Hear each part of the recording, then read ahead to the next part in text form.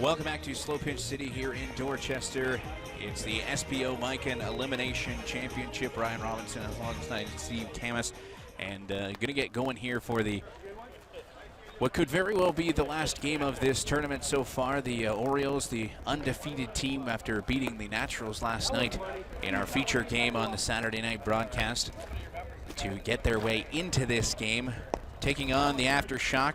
The Aftershock coming up with a big win just a few moments ago over the Naturals. And that one, a tight game to finish things out. But at the end of the day, as mentioned, the Aftershock going to get the victory. And that will bring them to this game and the spot here. And as we mentioned earlier with Steve, a chance to go to the Canadian Championship. The Orioles, as you've seen so far here on our Rogers TV broadcast at this point, have been a very dominant team, even going back to their game last night. They've had a little bit of an up and down a bunch of ways, but that game last night only got to the fourth at-bat around so far in the game, and they had a big first inning, put up 9 runs in the first inning, 4 in the second, and then adding in an additional 6 runs in the third. And then really took things over in the fourth inning, and an absolutely huge outpouring of offense in that game got them to the victory. So the Orioles against the Aftershock here in the finale. Now the spot here where the Orioles, if they win this game, they will win the elimination and move on down the line. For the Aftershock, since the Orioles are the undefeated team, they will have to beat the Orioles in this game, and then there is the possibility that if the Aftershock win this game, there will be an additional game after this as well that the Aftershock would have to win in order to move on. And that pitch to the left-hand side kicks things off. Beerworth, as you take a look, that pitch just the ball takes an odd hop over at third base. So Beerworth is on to start the game. And it's Ryan Yakura, the middle infielder here for the Aftershock. He takes that ball the opposite way. It will get caught. No tag on the play. So Yakura is the first out here.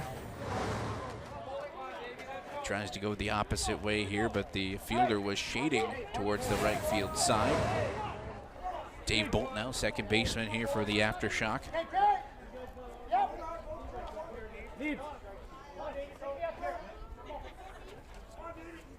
Bolt staying in the third position. He gets a hard shot to the left field side. That one will drop in. And runners move up as Beerworth goes to second. Bolt to first on the hard single. Take a look at this one. It's a rope out to left field on a hop. Fielder gets that one back in. So we've got 2 men on here with 1 out in the first.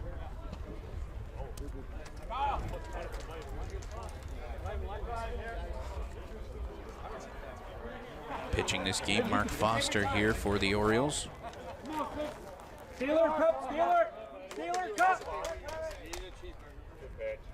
Big shot through the middle. Aftershock get another one on the board.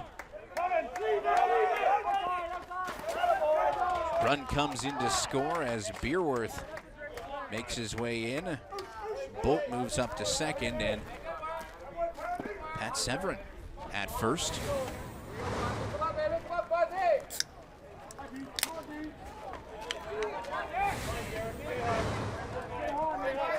Derek McGrath now third baseman here for the Aftershock as they get a run on the board here early, and 2 more in.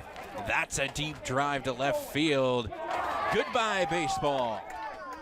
McGrath comes up with a big 3-run home run here to put the Aftershock up 4-0 here in the first.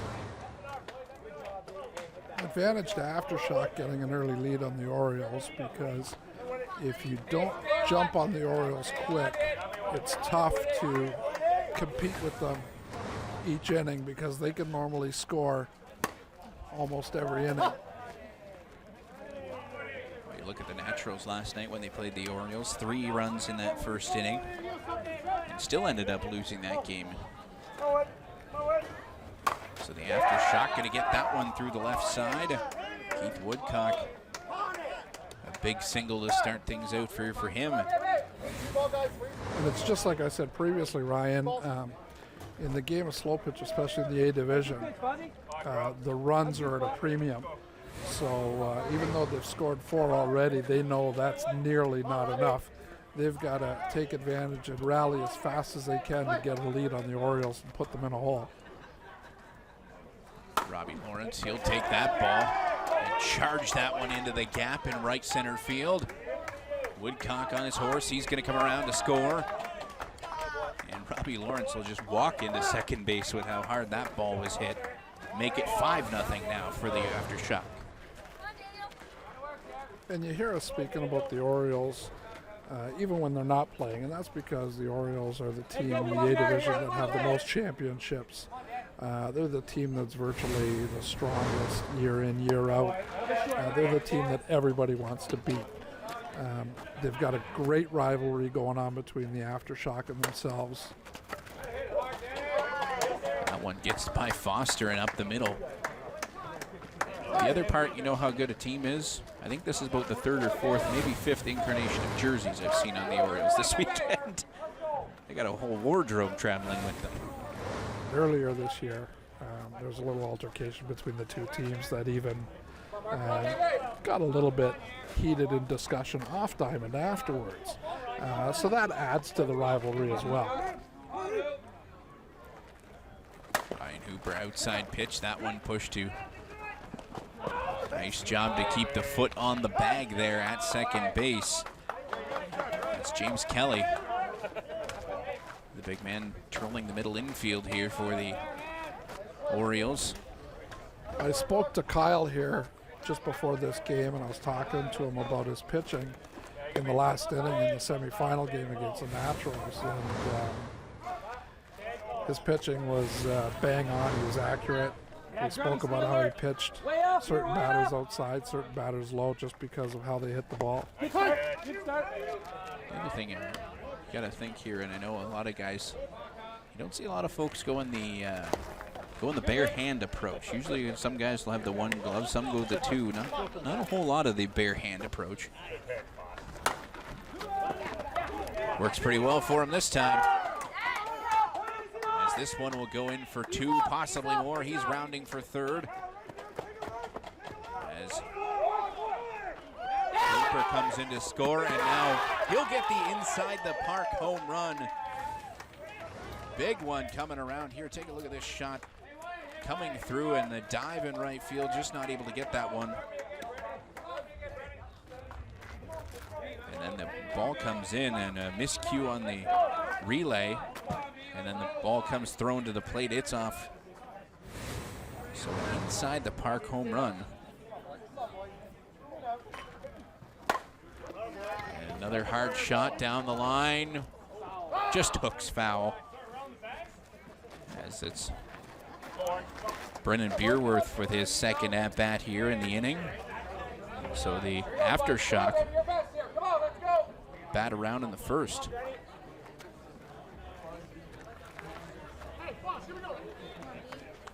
This is Mark Foster, the pitcher of the Orioles, his first year with the team.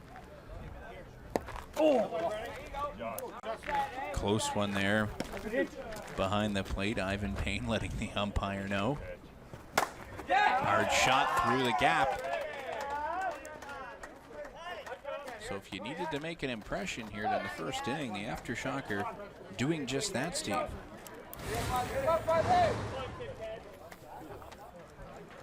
The Aftershock keep rallying for the next batter or two. I could see the Orioles slowing down the game as we saw in the semifinal. Hard shot, left center field gap. Center fielder moving over, making the catch. And it's the 3rd out of the inning. Hard shot to center field, just not able to get it there. Well, the Shock got the start they wanted. They got the jump on the Orioles. Now it's about trying to defend the Orioles. And in their lineup, in the Orioles lineup, it's basically singles hitter, home run hitter. So if these guys get on base, these singles hitter, you're going to see a lot of guys go for yard.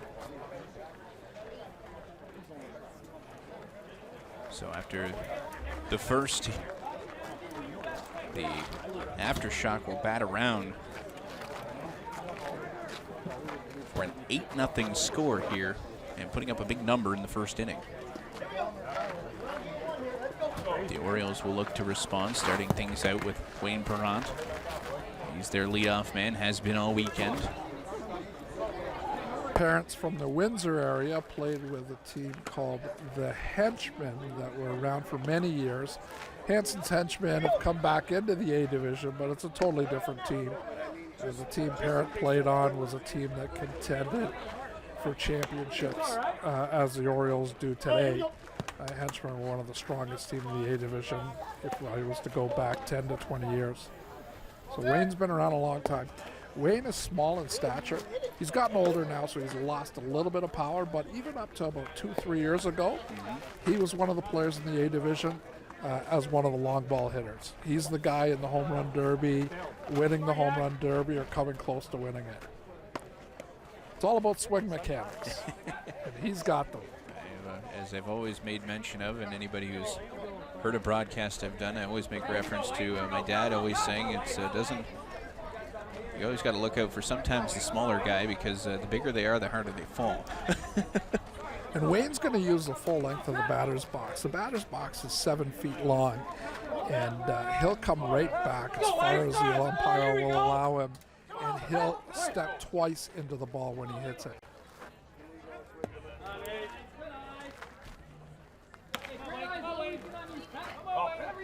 Parent here, then leave that ball. Great job, great job. Wayne likes a shallow pitch that he can step twice into. A deep pitch he usually lets go. Great job. He'll draw a lead-off walk here. He'll make his way down to first, pass the baton here to Rob Sitch. Rob Sitch came from a team called the Cardinals, who were coached by Rob Lohr, who now coaches the Aftershock. This one's a gap ball. It gets up against the fence, so Sitch is going to make his way into second easily. Parent over to third, so second and third here right off the bat for the Orioles. Jeff Filardo approaching the plate. We've seen him hit a couple of good jacks so far this year. Yeah. Jeff's always been able to go yard, but he's developed into a place hitter who can spray pretty much anywhere he wants to. Inside pitch there. After the Aftershock put that 8 number up on the board, Steve, obviously for the Orioles, they'd like to see an 8 of their own, but got to think they want to get up in that 5, 6, 7 territory at least, just to let the Aftershock know they're not going to go quietly. Oh, Jeff, who just hit there, even if bases are loaded or 2 base runners on, he's become such a good singles hitter. He normally won't go for yard. He'll leave that alone for somebody else, and he'll just try to chip away and add 1 run on his at bat and let somebody else go yard. Curtis Nebel here.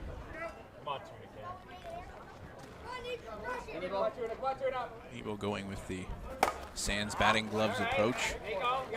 Hard foul ball deep to left field. Look out in the parking lot. If you go to your car afterwards and you have a ball in the windshield, look to see who is on diamond 1. Nebel came from the Naturals team, who we just saw play in the semifinal, losing to the Aftershock. This one cutting. That one gets over the fence. So a 2-run shot here. So the first 4 runners, or first 4 batters, I should say, all come around to plate. And that's what I mean by Filardo not going yard here and going for a single. That way it leaves Nebel to swing freely, and Nebel can go yard. Kyle Nechtel here at the plate. He used to be teammates with Matty Baird, who played for the Naturals in the semifinal. They both played for the PT Bruins. And Kyle Nechtel has an unusual swing, very hard swing. Big high leg kick. It's more of a whip. You'll see the big leg high, the leg come up high, and then it's a whip of the bat.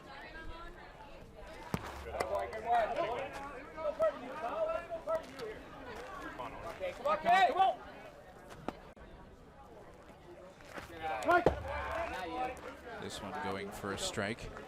I've seen a couple of different styles of swings here on the Orioles side. I know Nechtel as well as Todd Caden, and both guys with more the different style of swing, but nonetheless it still works. As you take a look here, a big leg kick and then a big pickup on the mound there. Frampton last year was in the middle of a situation that was very ugly. He was a base runner going from first to second, and he took a line drive throw from the player trying to turn a double play right in the face. Ooh. Actually, it was in the top of the head, but it was a vicious throw that hit him hard. Frampton unloads on the ball. That one goes to right field. Diving on the plate, trying to make the catch. That one just gets knocked down, though. So Frampton. James Kelly coming up to bat. People are trying to accuse the right fielder of a camera dive there. It's like when you get into hockey now, you see so many people, players trying to do all these different deeks and dangles to make it through. They all want to get on YouTube at some point. James Kelly, middle infielder here for the Orioles. Hard shot, left center field. That one's going to get in there. Frampton coming around third base. He is going to score easily. And James Kelly gets a double here. Throw that up for a 5 spot now on the board here for the Orioles. Ronnie Nadler is coming up to bat.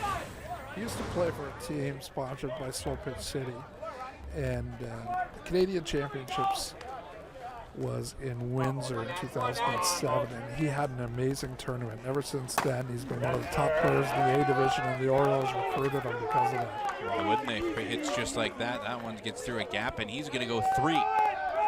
And get there easily, well ahead of the throw. Gets an RBI and a triple to go along with his efforts. And now the Aftershock are going to have a conference of their own after 7 runs go up on the board in the first 8 batters here for the Orioles in the first inning, the bottom of the first, and we've already got 15 runs. And as I was talking earlier, Ryan, about role players, Ivan Payne, who's the next batter for the Orioles, he's one of the players that can hit consistently over the fence. So don't be surprised if you see Ivan swinging for the fence here.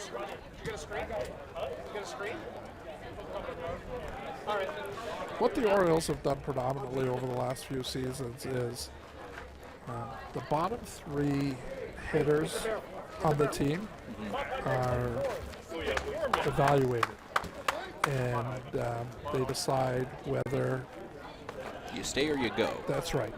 And that's how this team has become so strong over the years. They keep strengthening their team year after year.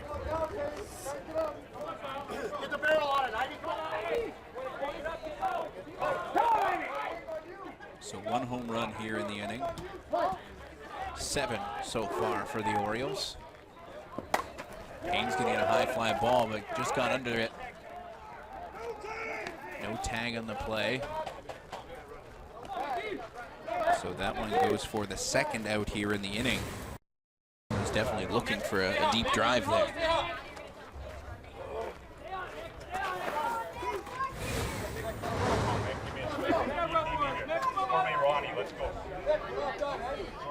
So as we can see, the 8 runs that the Aftershock scored in the first inning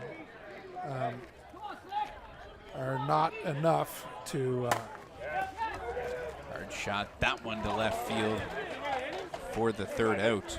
As you mentioned, Steve, 8 runs up on the board looks really impressive when you're leading things off, but when the opposition comes back and puts 7 of their own on the board, you don't feel just as comfortable as maybe you did when that 6th and 7th run and 8th run came through in that first half. Yeah, and right now, mindset for both teams is Aftershock's thinking, we got to work really hard to win this game. And the Orioles are relaxed with confidence because the 7 they put up on the board in the first inning is a normal inning for them when they hit the ball properly. Where Aftershock, they put up 8 in the first. They need to work really hard to score those runs. Well, the other thing, too, is the Aftershock know that they need to beat the Orioles twice if they want to win today, too. So that might add to the comfortability of the Orioles at this point. Mind you, if the Aftershock come back and can put 7 or 8 runs up yet again in this inning, that might not jar the confidence a little bit, but it'll affect it. James Kelly there, number 8 on the Orioles. He's also a former henchman. He's been around the A division for a long, long time. He started playing in the A division in his early 20s. Got a very impressive chin beard going on there. Just some guys you see the full face beard. He's just got the lower chin version. I'm still working on a beard of that impression. Inside pitch here. As Dave Bolt had a single and came around to score back in the first inning. Dave Bolt's played in the A division approximately 20 years, and probably 15 of them were with the Orioles. So you got to think for Dave, when you're in a finals position and you want to maybe beat the former team a little bit more when you've got those spots in hand. Dave was always the leadoff hitter for the Orioles, center field. Pat Severin.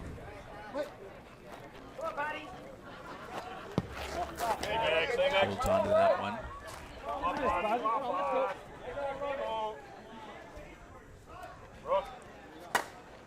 Hard shot, center field. That one will even clear our camera position quite easily. So Pat Severin puts another 2 runs on the board here for the Aftershock. 2-run shot to center field. Ball guys, please. Here we go. Low pitch here for Derek McGrath.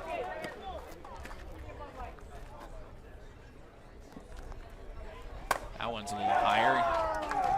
McGrath is going to take a cut. Now take a look at 2. He's going to second base. He'll get in there standing.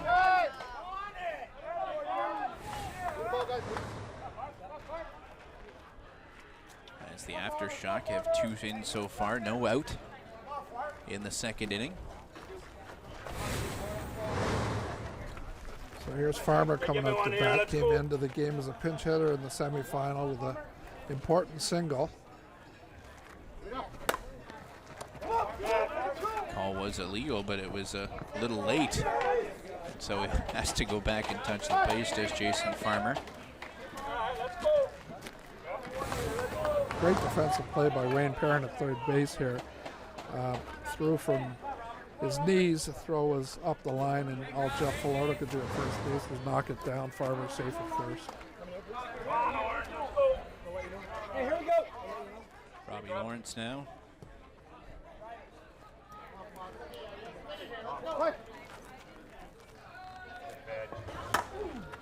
Hard shot down the line. Hits it and walks away. Robbie loves the long ball. That's the slow pitch equivalent of Steph Curry with one of those 3 balls lately, right? Just puts it up and I'm out. See you later. And he's another long-time Oriole. The 3 of them, Dave Bolt, Robbie Lawrence, and Leo Bertolin, who seems to be hurt because he's not in the lineup. Those 3 players played in the Orioles for a number of years. They were core group guys.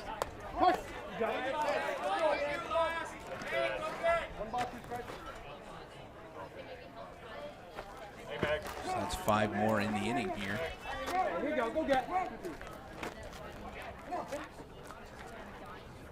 Daniel Short, short.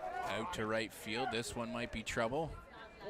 Gets the sliding catch in right field, as does Rob Nadlin. Let's take a look there. That one just sprayed out to right.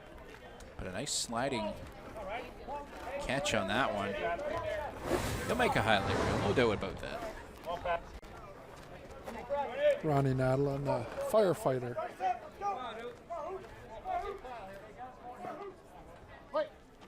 Ryan Hooper here.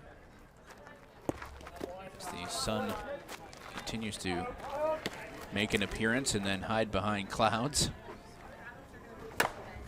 As this one will go for a hard shot through the left-hand side. Hooper's going to get a single. His second time around. Getting a single back in the first inning, coming around to score. Looks like the Orioles are going to make a pitching change. Mark Foster is going to come out and Johnny Evans is going to come in. Both these pitchers to the Orioles team, Mark Foster and Johnny Evans, are new to the team. The gentleman by the name of Scott Lee pitched for the Orioles for 20 years. Well, not for the Orioles, but played in the A division for 20 years. Pitched for the Orioles for the last 10 or so years. Decided to give it up this year. So both these pitchers are new to the team. That's Johnny's just getting his gear together, getting ready to come in for Mark. We could see Mark come back in later in the game. What's going to happen is Grant Garrett, the coach of the Orioles, if one pitcher is pitching better than the other, he'll go with him. But if they're both getting hit the same, whichever one out of the two, out of Evans and Foster, are hitting better at the plate, that's the one he's going to go with. So now he's hoping he's going to spoil momentum for the Shock, putting Johnny Evans in.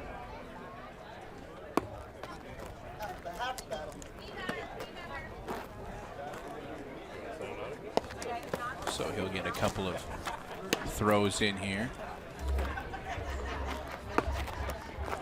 Evans going with the more traditional goalie mask style. It is produced by a baseball company though, so you can't strictly call it the hockey mask. If he came out sporting something with one of those hockey logos on it, we'd probably start asking some questions. Johnny Evans took a line drive to the ribs about 3 years ago, and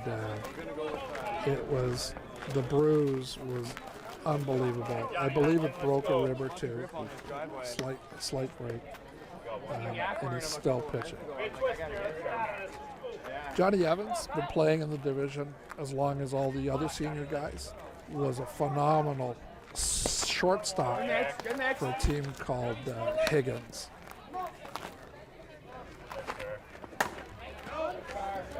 One will head out of play. Inside the park, home run last time around for Kyle. Doing it on both sides of the plate. As this one will be a fly out to third base. 2 out here. Be in the top of the second. 5 runs in so far here for the Aftershock in the second inning. Set here, Johnny. Hey, pitch and set here. Another foul ball. Seem to be seeing a bunch of ball retrievers around. There's a couple of young fellas over in the outfield in Diamond 2. I believe a lady in pink in the outfield there for over the fence. Some of the teams have been known to reward some of the ball retrievers. We saw her make a good catch yesterday, actually. On both sides, still got 2 strikes here. Because what happens in this game is that as the balls go to play, the teams are responsible for replacing the softballs. So if they can get some ball retrievers, that'll save them money for having to purchase extra softballs. Brendan Beerworth with a fly out to right field. And another nice sliding catch out there in right field for the Orioles to finish off the inning. So 5 more, as mentioned, go up on the board as we're midway through the second for the Aftershock. 13-7 is the score as we sit right now. So the Orioles want to respond as well. Put 7 up in the first inning in a very impressive offensive performance. It's a lot of ground to cover in the outfield, but they do a nice job. A lot of the outfielders have spectacular speed. And the reason they only have 3 outfielders in the outfield where they do play 10 players defensively is because if they don't go with a loaded infield in this A division, and what I mean by a loaded infield, you've got the traditional 4 infielders, and then they stick a 5th infielder in the middle of the infield to also defend.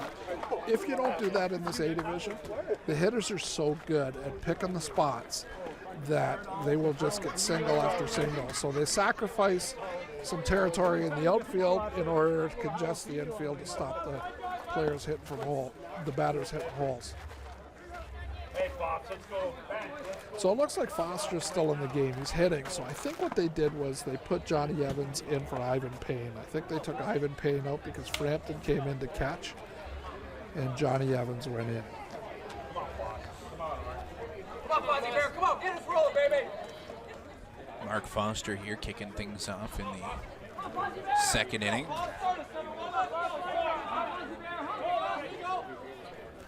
The nicknames are always half the fun, isn't it, Steve?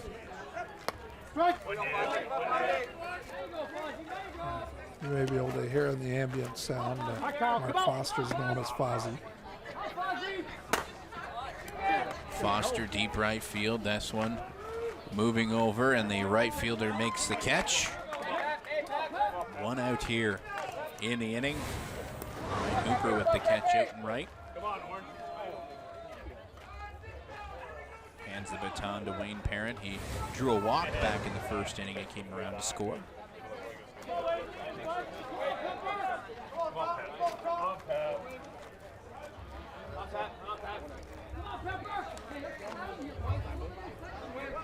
Let's watch again if Wayne lets the deep pitches go. Sharp shot over to third, on to first for the out.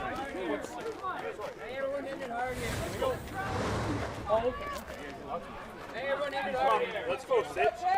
Rob Sitch stepping in as you see the third to first put-out. Sitch had a ringing double back in the first. Outside pitch there. Anyway here, come on, Sitch, come on, Bobby. Watch out, come on.